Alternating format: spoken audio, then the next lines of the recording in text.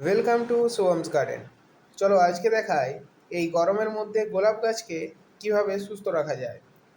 এই গরমকালে গোলাপ গাছে এরকম কুঁড়ি আসে, কিন্তু সেই কুঁড়িগুলোর থেকে ভালোভাবে ফুল ফোটে না। তাই যখন কুঁড়িতে এরকম কালার চলে আসবে, ঠিক তখন কুঁড়ির নিচ থেকে 2 থেকে 3টি করে পাতা রেখে ওই অংশটাকে কেটে দেবে।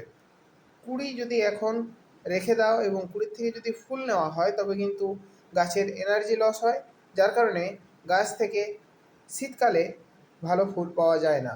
এই গ্রীষ্মের সময়টি যদি গাছগুলোকে একটু সুস্থ রাখা যায়, তবে কিন্তু পরের বছর শীতকালে গাছগুলি থেকে প্রচুর ফুল পাওয়া যায়। পরবর্তী টিপসে আসা যাক।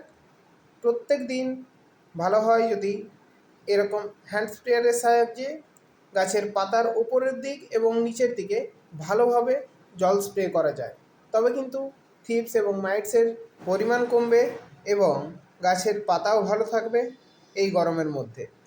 এই কাজটি সপ্তাহে প্রতিদিন করতে পারলে আরও ভালো হয়। আর যদি কেউ সপ্তাহে প্রতিদিন জল স্প্রে না করতে পারবে, তাহলে 3 থেকে 4 দিন অবশ্যই এই কাজ করতে হবে। এরপর বলি, গাছগুলোকে এমন জায়গায় রাখতে হবে যাতে দিনের 3 থেকে 4 ঘন্টা রোদ পায়।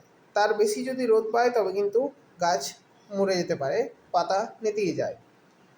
এই জন্য যাদের শেড নেই, তারা এরকম 50% গ্রিন নেট দিয়ে একটু শেড করে গাছগুলোকে তার নিচে রাখতে পারো।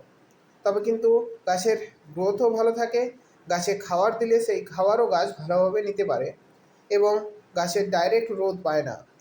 এই ব্যবস্থা যদি করা যায়, তবে কিন্তু গাছ সত্যি খুব ভালো থাকে। ভিডিওটি ভালো লাগলে একটি লাইক করে চ্যানেলটি সাবস্ক্রাইব করে দিও।